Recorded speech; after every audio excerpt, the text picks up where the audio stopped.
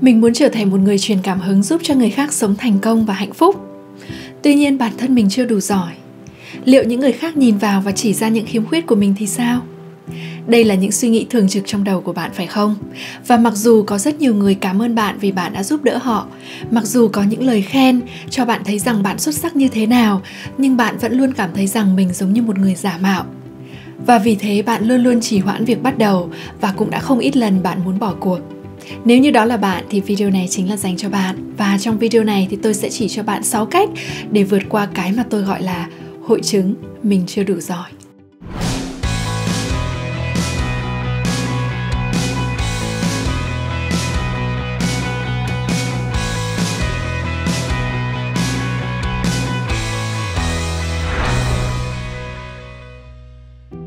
Trước hết cần phải khẳng định một điều rằng việc bạn suy nghĩ và cảm thấy mình không đủ giỏi là một điều hoàn toàn bình thường và ai trong số chúng ta cũng có những lúc cảm thấy như vậy. Và theo một bài báo của tạp chí The Behavior Science thì 70% dân số trên thế giới ít nhất một lần trải qua hội chứng này. Vì vậy một lần nữa tôi muốn khẳng định với các bạn rằng việc bạn suy nghĩ mình không đủ giỏi là một điều hoàn toàn bình thường và ngay cả những người rất thành công và nổi tiếng trên thế giới này cũng đã từng cảm thấy như vậy. Mặt khác, khi bạn lưu giữ một niềm tin, một thông điệp rằng mình không đủ giỏi thì điều này sẽ tạo ra những hệ quả tiêu cực. Nó không chỉ ảnh hưởng trực tiếp tới tâm lý, tới tinh thần, tới sự tự tin của bạn mà nó còn có thể ảnh hưởng tới tài chính của bạn. Bởi vì sao? Khi bạn nghĩ rằng mình không đủ giỏi thì bạn sẽ dễ dàng trì hoãn, bạn dễ bỏ cuộc và do đó sự nghiệp tài chính của bạn cũng khó có thể phát triển được. Và do vậy, việc học được cách vượt qua hội chứng mình không đủ giỏi này là điều vô cùng quan trọng và trong video này thì chúng ta sẽ cùng tìm hiểu 6 cách để làm điều này một cách dễ dàng và hiệu quả nhé. Cách thứ nhất đó là đừng tập trung vào chính mình. Đúng vậy, đừng tập trung vào chính mình. Khi tôi mới bắt đầu sự nghiệp làm diễn giả truyền cảm hứng của mình, tôi vẫn còn nhớ lần đầu tiên được mời diễn thuyết tại một chương trình lớn. Một tuần trước khi diễn ra chương trình này, tôi cảm thấy rất tồi tệ.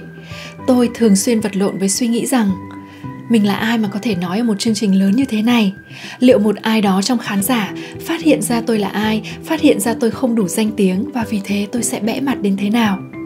Và thậm chí, một ngày trước khi sự kiện diễn ra, tôi đã gọi cho mentor của mình và nói rằng tôi muốn xin rút bởi vì tôi cảm thấy không tự tin và tôi cảm thấy quá nhiều áp lực và căng thẳng. Khi đó, mentor của tôi chỉ nói 2 câu thôi mà thực sự đã thay đổi tất cả. Thay đổi suy nghĩ của tôi, thay đổi thái độ của tôi và có thể là thay đổi cả sự nghiệp của tôi. Thì mentor của tôi đã nói như thế này: Ruby, bạn đang tập trung quá nhiều vào bản thân mình đó. Bạn ở đây là để phục vụ và truyền thông điệp tới những người đang cần bạn. Nếu như bạn tập trung vào họ thì bạn sẽ không còn thời gian để lo lắng và căng thẳng nữa đâu. Đúng vậy, hãy dành tất cả sự tập trung, hãy dành tất cả năng lượng của mình vào những người mà bạn ở đây để giúp đỡ, vào những rắc rối, những trăn trở, những khó khăn trong cuộc sống của họ và vào việc làm thế nào bạn có thể đem lại giải pháp cho những con người này, những con người đang cần bạn. Khi bạn tập trung vào họ, bạn sẽ không còn thời gian và tâm trí để lo lắng xem mình xuất hiện như thế nào, mình có đủ tự tin hay không, mình có hoàn hảo hay không.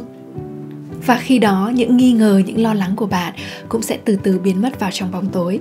Vì thế nếu như lúc này đây bạn đang cảm thấy căng thẳng và thiếu tự tin thì rất có thể bạn đang tập trung quá nhiều vào mình. Thay vì tập trung vào những khách hàng của bạn, vào cộng đồng của bạn, những người bạn ở đây là để giúp đỡ và những người đang rất cần sự giúp đỡ của bạn. Cách thứ hai đó là hãy tạo cho mình một chiếc hộp biết ơn. Nào, hộp biết ơn là gì? Nó đơn giản chỉ là nơi bạn lưu giữ tất cả những lời chia sẻ, những thiệp cảm ơn, những lời tri ân của khách hàng, những cảm nhận của những người khác về việc bạn đã giúp đỡ họ như thế nào. Hay nói cách khác, nó là tất cả những gì khiến cho bạn cảm thấy bạn vốn đã tuyệt vời và xuất sắc như thế nào rồi. Và hãy lưu giữ tất cả những điều này vào trong một chiếc hộp. Hoặc nếu như bạn làm việc online nhiều thì hãy chụp màn hình tất cả những chia sẻ, những cảm nhận của khách hàng, những người trong cộng đồng của bạn, những người theo dõi bạn hoặc đơn giản là những người đã từng được bạn giúp đỡ. Hãy chụp màn hình tất cả những chia sẻ, những lời cảm ơn, những lời khen của họ vào trong một folder, vào trong một tệp thông tin để bất cứ khi nào hội chứng mình không đủ giỏi xuất hiện, bạn hoàn toàn có thể ngay lập tức mở chiếc hộp này ra, mở folder này ra để tự nhắc mình rằng bạn vốn đã tuyệt vời như thế nào rồi. Cách thứ ba, đó chính là hãy chọn cho mình một câu mantra. Đây là một cách vô cùng hiệu quả và thú vị. Hãy chọn cho mình hoặc tự nghĩ ra cho mình một câu nói, một câu thần chú, một câu mantra để bạn có thể tự nói với chính mình bất cứ khi nào bạn đang đứng trước một tình huống bạn cảm thấy căng thẳng và thiếu tự tin. Có thể như là trước khi bạn bắt đầu một cuộc họp lớn, trước khi xuất hiện trước đám đông hoặc trước khi bắt đầu một dự án quan trọng. Và thường trong những tình huống như vậy, bạn sẽ không có đủ thời gian để lý trí, để tranh luận với tâm trí của mình, để thuyết phục bản thân, mà bạn cần một giải pháp rất nhanh và hiệu quả. Câu mantra của bạn hoàn toàn có thể làm được điều đó cho bạn. Ví dụ với tôi, mỗi khi tôi cần phải push bản thân mình ra khỏi vùng an toàn, cần phải xuất hiện trước một đám đông, thì câu mantra tôi luôn luôn nói với chính mình đó là: tại sao lại không phải là mình? Đúng vậy, tại sao lại không phải là mình? Còn bạn, câu mantra của bạn là gì? Giờ là lúc hãy chọn cho mình một câu nói như vậy nhé. Điều thứ tư đó là thường xuyên nhắc nhở bản thân về sự thật về chính mình. Sự thật về chính bạn là gì? Đó là bạn sinh ra với những giá trị, những tiềm năng vô cùng to lớn ở bên trong bạn. Có những giá trị mà chỉ bạn mới có thể tạo ra trên thế giới này. Rằng không một ai trong cả vũ trụ bao la này giống hệt như bạn. Có những câu chuyện, những trải nghiệm, thậm chí cả những nỗi đau, những mất mát, những trở ngại giống hệt như bạn.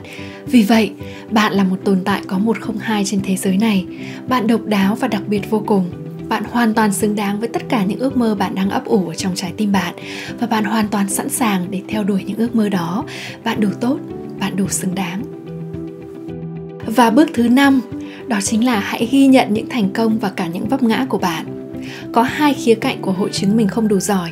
Thứ nhất, đó là bạn không ghi nhận những thành công của mình. Và thứ hai, đó là bạn sợ vấp ngã, sợ mắc lỗi. Vì vậy, để vượt qua được điều này, bạn cần lập một danh sách cụ thể cả những thành công và những vấp ngã của bạn một cách thường xuyên, hàng tháng, hàng quý, hàng năm. Đối với tôi thì mỗi một tháng tôi sẽ review lại cuộc sống của mình ở tất cả mọi khía cạnh, ghi ra một cách cụ thể chi tiết những thành công mình đã đạt được và cả những sai lầm mà tôi mắc phải, và quan trọng nhất đó là những bài học mà tôi đã học được từ những sai lầm đó. Khi bạn làm việc này thì bạn sẽ nhận ra rằng những sai lầm của bạn không những không hủy hoại bạn mà nó còn giúp cho bạn trở nên mạnh mẽ hơn, và nhờ vậy bạn cũng cảm thấy ít lo sợ hơn khi mắc lỗi. Và bước thứ 6 chính là hãy khiêm nhường. Đúng vậy, nếu như bạn quan sát cuộc sống xung quanh bạn, bạn sẽ thấy rằng những con người thực sự thành đạt, những con người đạt những thành tựu lớn lao trong cuộc sống này thường là những người rất khiêm nhường. Họ cởi mở, luôn luôn sẵn sàng học hỏi những điều mới. Vì vậy, đừng lầm tưởng rằng để có thể vượt qua được hội chứng mình không đủ giỏi, bạn phải trở thành một người kiêu ngạo, bạn phải trở thành một người biết tất cả, có câu trả lời cho tất cả. Bạn biết không, thứ nhất, bạn không cần phải biết tất cả. Và thứ hai, đó là bạn trở thành một người hoàn toàn đáng tin cậy khi bạn thực sự khiêm nhường và biết nói câu "tôi không biết" một cách chân thành. Vậy là trong video này thì tôi đã chia sẻ với các bạn 6 cách để vượt qua hội chứng mình không đủ giỏi, để có thể có được sự sẵn sàng, sự tự tin theo đuổi những ước mơ, những mục tiêu lớn lao của mình. Và nếu như bạn thấy nội dung này có ý nghĩa, hãy chia sẻ cho một ai đó đang cần nghe những thông điệp, những thông tin này. Và nếu như bạn mong muốn có một cộng đồng những con người có ước mơ lớn, những con người luôn khát khao phát triển chính mình, thì tôi rất vui mừng được mời bạn tham gia cộng đồng Facebook mang tên Đánh thức viên ngọc trong bạn. Đó là nơi mà tôi thường xuyên xuất hiện và chia sẻ những bài học, những giá trị qua những livestream, những bài viết và những câu chuyện truyền cảm hứng.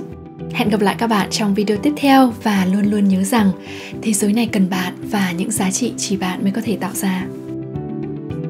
Bạn mong muốn trở thành một người truyền cảm hứng, dùng chính những kiến thức, những trải nghiệm của mình để làm giàu cho bản thân và tạo ra giá trị cho cuộc đời. Nếu đó là bạn, chào mừng bạn tới với workshop trực tuyến Nghe truyền cảm hứng, hoàn toàn miễn phí. Cách duy nhất để có thể học workshop này là tham gia vào nhóm Facebook Đánh thức viên ngọc trong bạn, nơi sẽ diễn ra 9 buổi chia sẻ vô cùng giá trị này. Đã đến lúc bạn xuất hiện như một người truyền cảm hứng bạn hằng mơ ước và đem lại những giá trị mà chỉ bạn mới có thể tạo ra.